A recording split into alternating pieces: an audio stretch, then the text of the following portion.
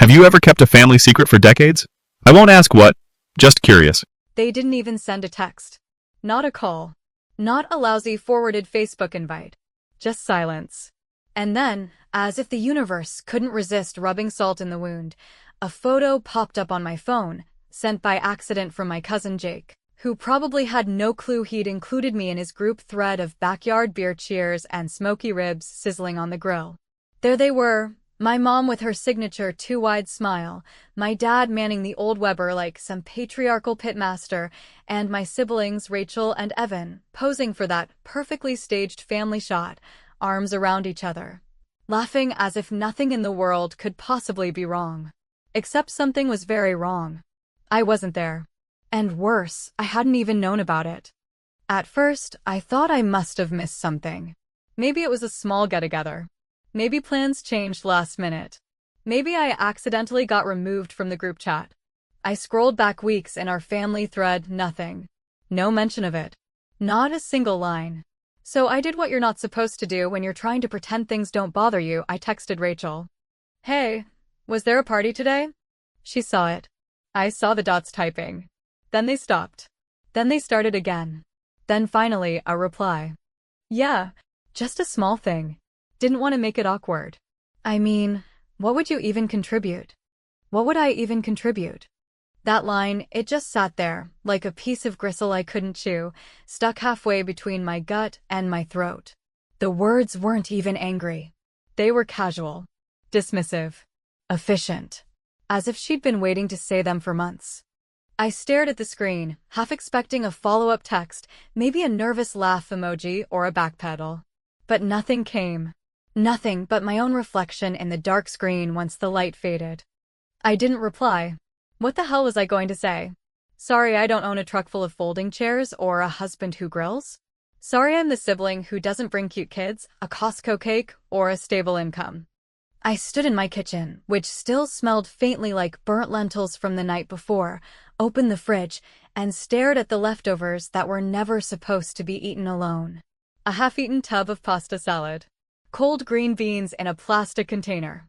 Some chicken thighs I roasted 3 days ago, too dry to enjoy, too expensive to throw away. I dumped it all onto a paper plate, microwaved it for too little time, and sat on my thrifted couch, trying not to cry while reruns of Wheel of Fortune played in the background. If you've ever felt your own family look at you and see nothing useful, nothing worthy of a seat at the table, you know the ache I mean. It's not rage. Not at first. It's something quieter. Something more humiliating. Like you've been deemed a failed product and quietly recalled. And the worst part? You almost start to agree with them. I hadn't had a regular job in over 2 years. I wasn't married. No kids. And every time my mom asked how my little app thing was going, it was with that same tone she used to ask if I'd remembered to pay my electric bill. I dropped out of my corporate job after a panic attack in a supply closet made me realize I couldn't do one more goddamn performance review without losing my mind. I told myself I'd give myself a year, just one, to build something that mattered. Something that might help people, especially men, who were like my ex, funny, charming, and quietly dying inside. So I built a mental health app. Or tried to. On good days, I called it a toolkit for emotional literacy. On bad days, I called it a slow-motion failure. It had maybe 300 users. Mostly bots. I'd maxed out 2 credit cards keeping it online. Every time I opened the dashboard, it felt like staring at a tombstone I couldn't afford to bury. But sitting there, eating flavorless chicken, something snapped. Not in a loud, movie-worthy way. It was more like a click. A shift. A resignation. I opened my laptop, stared at the login screen, then opened my app's analytics. No movement. No growth. Just a flat line of digital indifference. I whispered to myself, more to fill the silence than anything else, okay. Let's fucking go. I didn't mean it like a cheer. It was a dare. A challenge. One final push before quitting. I figured if I was already the family disappointment, I might as well be dangerous, too. So I opened my notes, wrote a brutal, unfiltered version of my app story, and started recording. Not a polished pitch. Just me, no makeup, hair in a bun, dead tired, speaking straight into my cracked iPhone camera about what happens when men die inside while smiling on the outside. I told the story of my ex's breakdown, how he refused therapy because men don't talk, how his depression became our silence, how I watched someone I loved vanish one bad day at a time. And I ended with, if this app helps even one person not feel like that, then that's something. Even if no one in my life thinks it's worth anything. I posted it on TikTok. Didn't edit. Didn't hashtag. Just let it go. I shut the laptop and went to bed, not expecting anything. Just glad I'd let the rage out into something other than myself. And as I drifted off, I had no clue that somewhere, someone was watching it, sharing it, commenting. But that part of the story comes later. Because that night, I was still the woman eating cold leftovers alone, wondering what the hell she would ever contribute. And wondering if anyone would ever see her for more than a seat left empty. The next morning started exactly how you'd expect the day after a gut punch to begin, silent, heavy, and filled with the kind of energy that makes even the act of brushing your teeth feel like dragging a body through wet sand. I shuffled around my tiny one-bedroom apartment in an oversized hoodie, trying not to feel the weight of that one stupid sentence echoing in my head like it had been carved into the drywall. What would you even contribute? It played over and over again, not just because it hurt, but because deep down I was terrified they were right, terrified that the little fire I carried for so long, that burning belief I might be building something worthwhile, had turned into a barely glowing ember that no longer cast light, only heatless smoke. My apartment, which once felt like a creative studio full of vision boards, sticky notes, and half-empty coffee mugs filled with ideas, now looked more like a bunker occupied by someone too proud to admit she was failing. The plants were wilted. The fridge made an ominous humming sound I didn't have the money to fix. And my bank account had dipped so low that the overdraft alerts felt less like notifications and more like taunts. Every unopened envelope on my kitchen table reminded me of some unpaid obligation, credit card minimums, overdue internet bills, student loans that felt like a lifelong prison sentence for the crime of trying to get educated. I stared at the blinking router for a moment and thought, if the internet cuts out this week, then maybe that's the sign I've been waiting for to shut it all down. But I didn't. Not out of hope, not out of some triumphant inner strength, but because rage is a hell of a drug when humiliation won't let you cry. And the humiliation of being erased by your own family, of being deemed so useless that your absence was considered less awkward than your presence, was still coiling in my gut like a hot wire waiting to snap. So I sat down at my desk, the one I built out of an old door and 2 filing cabinets I dragged in off Craigslist, and opened my app backend for the first time in 3 days. The analytics stared back at me like a flat line, the kind that says no pulse in every language. 3 new users. 1 unsubscribed. I could have closed it right there, but something in me needed to do something, anything, that didn't involve lying down and letting that voice, the one that sounded suspiciously like Rachel's, win. I opened the video I'd recorded the night before, the raw, unscripted story I told while sitting in the dark with my chin in my hand and fury in my voice. Watching it now felt strange, like looking at another version of myself who didn't care how she looked, who didn't bother smoothing her hair or softening her tone. She was just talking. Angry, sure, but honest. And maybe that's what made me hit post again, but this time I gave it a title. Why Men Don't Ask for Help, and Why I Built This Anyway. No hashtags. No editing. Just that title and my face. I clicked share and walked away. I didn't want to stare at the screen waiting for validation. That's not what this was. This was a scream into the void, and I didn't expect an answer back. I took a shower, stood under the water until it ran cold, then got dressed and decided to check my email, mostly out of habit. And that's when I saw it, the first spark. A notification. Someone tagged me in a comment. Then 2. Then 10. Then a share. The number next to the app's dashboard had jumped. 20 new downloads in an hour. Then 30 more. I sat down, refreshed the page, and watched in disbelief as the line began to bend upward. I thought it was a glitch, a weird bot surge, something meaningless.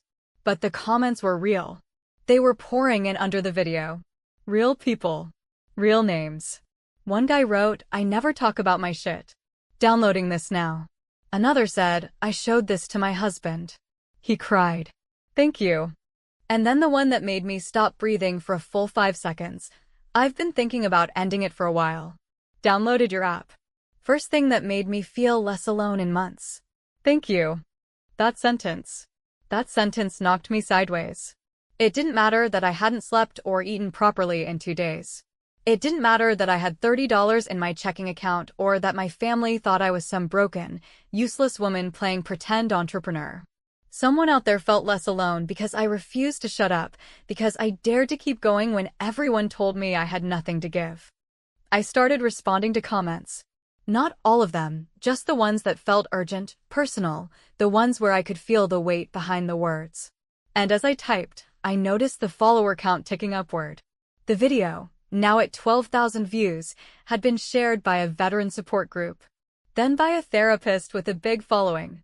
Then by some random dude who just said, this chick is onto something. By the time the sun dipped low and the shadows stretched across my living room, the app had jumped to 500 new users.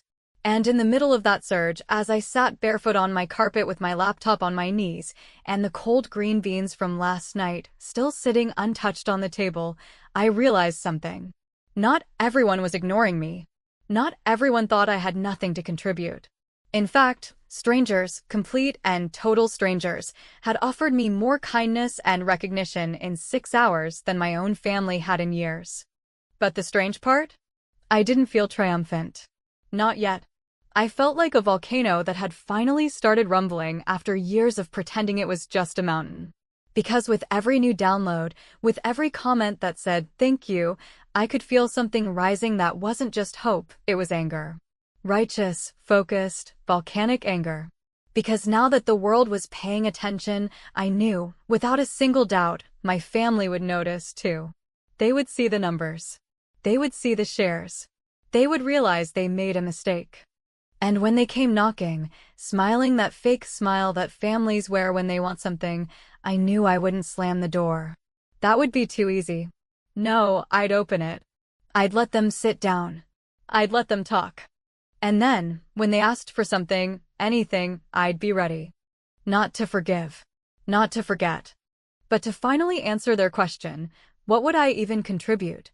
Because next time they asked, I wouldn't say a word. I'd just show them. It didn't happen all at once, and it didn't feel like a movie montage where everything suddenly snaps into place with the swell of triumphant music and a few slow-motion shots of success. No, it happened in strange, jagged bursts, like thunder rolling in after you've already seen the lightning, a delayed consequence of something raw and powerful you didn't even fully understand when you first released it into the world. It began with a few more comments, then a few reposts, then a message from a therapist in Seattle asking if I'd be open to being interviewed for a podcast that focused on emotional resilience and male trauma. And I remember reading her message over and over again, not because it was particularly flattering, but because I couldn't believe someone had used the words insightful, impactful, and real to describe something I had created on a secondhand laptop in an apartment where the smoke detector hadn't worked in over a year. By the third day, the video had crossed 50,000 views, and my inbox had turned into a strange and chaotic river of validation, grief, unsolicited advice, and the kind of gratitude that felt undeserved and holy at the same time.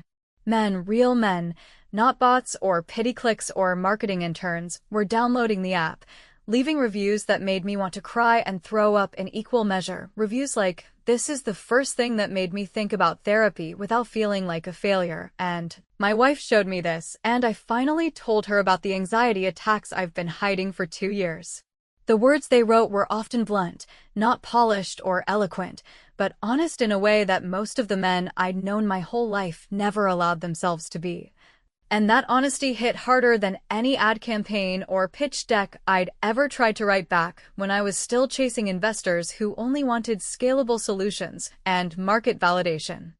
And that's when it started, the shift, the pivot, the moment when you realize that the people who used to look through you are suddenly looking for you. I got a message from an editor at a mid-sized online tech publication, one of those sites that I'd pitched relentlessly back in the day, always getting auto replies or silence. He said he'd seen my video, thought the story behind the app was compelling, and asked if I'd be open to doing a feature. I said yes, of course I said yes, even though my stomach flipped and my hands shook while I typed the reply. The article went live within 2 days, and that's when the wildfire started to burn hot enough for even the people living under rocks to feel the heat. I got a text from my mom first. It was one of those deceptively sweet messages that felt like a greeting card dipped in sugar to hide the aftertaste of guilt. So proud of you, honey. Just saw the article. Wish we could have celebrated together. Hope you're doing okay. Love you. She included a heart. As if we hadn't just skipped over the part where I'd been excluded, dismissed, and discarded without a second thought. I read her message 3 times before putting the phone down without replying. Not because I wanted to hurt her, but because I didn't know how to translate the roar of anger I still carried into a sentence that wouldn't just make everything worse. She didn't know, none of them did, that they weren't just witnessing my success. They were witnessing the result of their absence, their silence, their rejection. And now that it looked like I might be going somewhere, they suddenly remembered where to find me. My brother Evan followed a few hours later with a meme, of all things, some stupid picture of a rocket taking off with the words "launch mode" slapped across it, and beneath that, "Guess you weren't playing around." Congrats, sis. I didn't answer him either. Not because I was trying to be dramatic, but because I didn't know how to act like everything was fine when I still hadn't forgiven the fact that he never even asked why I wasn't at the barbecue, never once checked in while I was drowning, never once looked past his own comfort long enough to wonder if maybe I was worth inviting after all. Rachel stayed quiet. That was the most interesting part. She, who always had something to say, some backhanded compliment to offer or subtle dig to make, said nothing for 3 full days after the article dropped, and I knew that silence wasn't accidental. She was watching, waiting, trying to calculate what version of me she'd be forced to deal with now. Because that's what it's really about, isn't it? People don't respond to your growth, they respond to the threat your growth poses to the version of you they built in their minds. And I was no longer the one who didn't contribute, no longer the invisible sister with the vague job and the weird ideas. I had become something else. A question mark. A problem. A success they couldn't explain or take credit for. By the end of the week, the app had passed 5,000 downloads. A nonprofit reached out to discuss licensing it for use in men's halfway homes. Someone from a mental health startup offered to discuss partnership opportunities, and for the first time in years, I found myself talking to people who didn't ask me to justify my worth before scheduling a meeting. And that's when the text came. It wasn't a meme. It wasn't a heart emoji. It wasn't even phrased like a question. It was Rachel. And she was crying. "Lauren, I need to talk. Please. I'm serious. It's about the house." Just that. 8 words that sounded like the first crack in a dam. I didn't reply right away. I stared at the message until the words blurred, then went to my kitchen, where the fridge now held fresh groceries, where I could open a cabinet and not feel panic, where the air didn't smell like desperation. I poured a glass of wine, sat down, and let myself feel every ounce of the moment. Because I knew what was coming. Knew the tone. Knew that panic. The same people who once acted like my presence was a burden were about to ask for my help. And I was going to let them. But on my terms. Because this time, I wasn't the one sitting outside the party. I was the one holding the keys. There's a certain tone people use when they're about to ask for something they know they don't deserve, soft, trembling around the edges, laced with a guilt that isn't quite strong enough to come out and say, "I'm sorry," but just present enough to give them permission to pretend they've already apologized.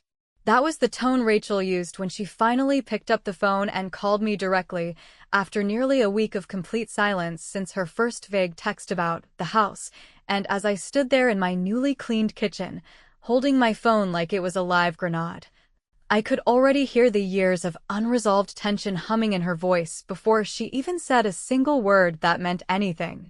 The first few minutes were, of course, carefully curated small talk, shallow questions about how I was doing, how exciting all the recent attention must be, how she'd seen the interview I did with that online magazine and thought I came across really well, As if she hadn't avoided speaking to me for over a year, as if we hadn't last spoken on the day she left me off a guest list for a party that was quite literally thrown by our parents in the backyard we both grew up in.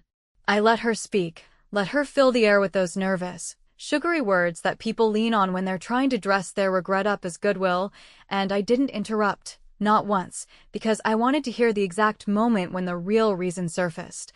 When the mask slipped, when the warmth in her voice cracked and exposed the desperation beneath it. And when it finally did, when she inhaled slowly, hesitated, then said my name in that soft, almost maternal way she used to when we were kids, and she wanted to borrow my allowance money, I felt something shift in my chest, not quite rage, but something colder. Heavier, like an old grudge being taken off the shelf and dusted off for closer inspection. "Lauren," she said, "I wouldn't be asking if I wasn't really scared, but we're going to lose the house. Like, foreclosure level scared. It's not just me, Mom and Dad co-signed, remember? And it's gotten worse with the interest rates and the job stuff. I thought maybe, if there was any way you could help, even just temporarily."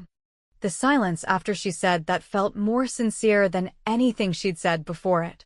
For a brief moment, she seemed stripped of all the confidence and dismissiveness she'd wielded like weapons for most of our adult lives. And all that was left was a woman realizing that the sister she used to mock might now be the only person who could save her from drowning. But instead of replying right away, I let her words linger, let her feel the weight of what she'd just said, and then, slowly, I told her I needed time to think about it. I told her to meet me in person. Neutral ground. A public place. Somewhere we couldn't yell or cry or walk out mid-sentence. I chose a high-end restaurant downtown, one of those sleek, modern spaces with dim lighting and white tablecloths that force you to speak in low tones and measure your words. I didn't pick it to impress them, I picked it because it made them uncomfortable, because it was a place where they'd feel the gap between who they thought I was and who I had actually become. When I arrived, they were already seated. Rachel, Mom, Dad. Evan didn't show. Maybe he couldn't be bothered. Or maybe he didn't want to be in the room when the golden child asked the failure for a bailout. I stepped inside, straightened my blazer, and walked to the table with the kind of slow, deliberate confidence I had learned not from success, but from years of pretending I wasn't completely unraveling every time I walked into a room full of people who never really saw me. The greetings were awkward, like rehearsed lines delivered in the wrong tone, and I sat without hugging anyone, ordered a sparkling water, and waited for them to start. Mom was the first to break the silence. Her voice cracked a little, probably from rehearsing this in her head all week, and she leaned in slightly, hands clasped like we were in a prayer circle. "Sweetheart," she began, "we're so proud of everything you've done, we really are. I know we haven't always shown it the right way, but your father and I, well, we've just been a little out of the loop. Things move so fast these days, with technology and all, and we didn't want to interfere or make you feel like we didn't believe in you." I looked at my father, who was staring directly into his glass of iced tea like it might offer him a better version of this conversation, and I waited for him to speak, but of course, he didn't. He never did, not when it mattered, not when Rachel bullied me as a kid, not when I broke down in front of him during my first job layoff, not when I begged them to take my app seriously. He'd always been a man who measured his involvement in grunts, nods, and dismissive hand waves. And now here he was, silent again, hoping the women would sort it out for him. Rachel cleared her throat and pulled out a folder, a literal folder, with printed statements, copies of mortgage documents, and breakdowns of monthly payments. She laid it in front of me like it was a business proposal, her eyes wide and pleading. "It's all in there," she said. "We're behind 4 months. We tried to keep up, but things spiraled. If you could just help cover the back payments, or maybe even." I held up a hand. "I read your message," I said, keeping my voice level, "and I understand the situation. But before we talk numbers, I think it's important we talk about something else." They all blinked at me, unsure of what was coming. I pulled out my own folder, thinner but more deliberate, and placed it next to hers. Inside was a single sheet of paper titled Terms of Emotional Debt. Beneath the title were 3 bullet points, each one typed with painstaking precision, because if I was going to be the villain in this little family fairy tale, I wanted to make sure I wore the costume properly. "I'm willing to help," I said, "but only under certain conditions. First, I want a public apology from all of you, posted on your respective social media accounts. Something simple. Honest. Acknowledge that you dismissed me. Admit that you judged me. Just tell the truth." Mom's jaw tightened. Rachel's mouth dropped slightly. My father's nostrils flared. "Second," I continued, "I want you to attend a public event I'm hosting next month for mental health awareness. Not as guests. As volunteers. I want you to show up, wear the shirts, hand out flyers, and stand beside me while I talk about what this app has meant to people. And third," I said, "I want no contact for 6 months after the loan is repaid. I don't want thank you texts. I don't want holiday cards. I want space. I want respect." Rachel scoffed, her face turning crimson. "We're family, not a damn business transaction," she spat. "Funny," I replied, "that's exactly how you treated me, until you needed something." And then, before anyone could respond, before the explosion I knew was coming finally arrived, I stood up, placed both folders on the table, and looked each of them in the eye. "I'll be waiting for your answer," I said, "but know this. I'm not the same girl you left out of the party. And I'm not asking to be let back in. I built my own." I walked out into the night air, heart pounding, hands shaking, and for the first time in a very long time, I didn't feel small. I didn't feel like the forgotten sister, or the weird one, or the failed dreamer. I felt like someone who had finally learned the price of being underestimated and wasn't afraid to make others pay it, too. There is a very specific kind of silence that settles over a room when a group of people are forced to look at someone they once dismissed and suddenly realize she is now the one deciding their fate. It's not the kind of silence that feels respectful or even awkward, but rather the thick, brittle stillness that comes when pride is trying to stand its ground while desperation quietly slides in through the back door. That was the silence I left behind in that restaurant, the silence hanging over the polished tablecloths and untouched drinks, the silence that wrapped itself around my mother's tightened jaw, my father's vacant eyes, and my sister's clenched fists as she tried and failed to figure out how the narrative had flipped so violently in my direction. I didn't look back as I walked out. I didn't need to.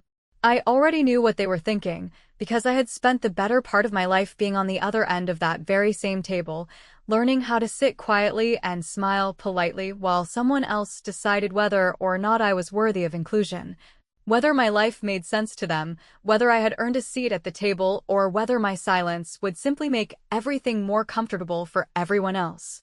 And now that I had laid the terms out in front of them, simple, deliberate, and more than fair, I knew they were sitting there trying to figure out whether their pride was more expensive than their mortgage. For 3 days, I heard nothing. Not a text. Not an email. Not a single word. I didn't check in, didn't follow up, didn't wait by the phone. I went about my business, head down, fully expecting either a dramatic refusal or a passive-aggressive apology disguised as a negotiation. But what I didn't expect, what I couldn't have anticipated even after all these years of knowing them better than they ever tried to know me, was what actually came next. Rachel posted first. It was late in the evening, just after 9, when my phone buzzed with a notification from her Facebook account, a platform she usually reserved for family vacation albums and humble brags about her kids' honor rolls. Her post was short, and for once, it was unfiltered. "I owe someone very close to me an apology. For years, I dismissed her dreams, underestimated her work, and made her feel like she didn't belong. The truth is, she built something powerful, something that helps people, and I wasn't there to support it. I see that now. I'm sorry." The comment section exploded almost immediately with supportive messages, confused questions, and the occasional backhanded joke from people who had no idea who she was talking about. But I knew. And more importantly, I knew she meant it, not because it was well written, not because it was public, but because it was uncomfortable, and Rachel had never willingly done anything uncomfortable in her life. By morning, my mother had followed. Her post was a bit more poetic, as if she were trying to weave the apology into a nostalgic memory, but at its core, it held the same thing: acknowledgement, regret, and an admission that she had failed to see me clearly for far too long. My father didn't post anything, not surprising, but he showed up the next day at the mental health event I had planned for weeks, wearing the branded volunteer t-shirt like everyone else, handing out pamphlets with a quiet focus that, in its own strange way, felt like the loudest thing he'd ever said. The event itself was overwhelming. Hundreds of people showed up. Attendees shared stories that broke your heart and stitched it back together in the same breath. Former addicts, veterans, teenagers who hadn't spoken to their fathers in years, therapists who thanked me for making something human enough to work.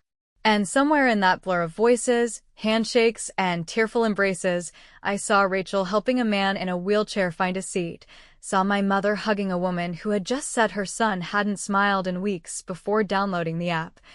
And I watched as my father quietly refilled the water station, his hands slightly shaking, like maybe he was finally realizing that the girl he thought was lost had built something bigger than he could ever understand.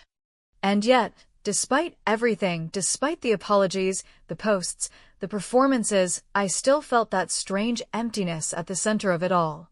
That lingering ache that comes when you finally get what you thought you wanted and realize it doesn't erase the years it took to get here. I had made them see me, yes.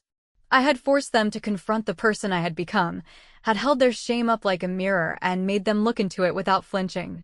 But as I stood on the stage delivering my closing remarks, watching their faces in the crowd, I realized that some wounds aren't healed by apologies or good intentions. They are simply carried, quietly and permanently. Like a scar you stop noticing until someone brushes against it the wrong way. After the event, we all met again, this time at my apartment, my space, my rules. No formal talk. No paperwork. Just a quiet understanding that something had shifted, and that whatever came next would be on my terms, not theirs. Rachel handed me a check for the first repayment, eyes down, voice steady. My mother brought over food, the kind she used to cook when I was sick as a child. My father didn't say much, but he lingered a little longer than necessary at the door, as if he wanted to say something but couldn't find the words. And maybe that was enough. Maybe not. I'm still not sure. Later that night, after they left, I sat alone at my kitchen table, the same one I'd cried over not so long ago, eating reheated food that, for once, wasn't bitter with resentment. I opened my phone and scrolled through messages, thank you notes, new user reviews, partnership offers, but one thread sat open longer than the others. It was the draft of a money transfer to Rachel, something I had half-written weeks ago before I decided to make her ask, before I decided to force them all to see the cost of my absence. I stared at it, hovering over the send button, thumb trembling slightly, not with fear, but with that quiet uncertainty that always comes at the end of a story you thought would bring you peace, only to find it brings you more questions. I deleted the draft. Not out of cruelty. Not even out of pride. But because sometimes, the most powerful thing you can do is nothing at all. I sat back, sipping a glass of wine, watching the city lights blink through my window, and for the first time in a long time, I didn't feel like I had to prove anything to them, to the world, or to myself. They had finally asked the question. And I had answered it. Not with words. Not with money. But with silence. With boundaries. And with the kind of revenge that doesn't break things, but rebuilds them so beautifully, so undeniably, that no one dares question the architect ever again.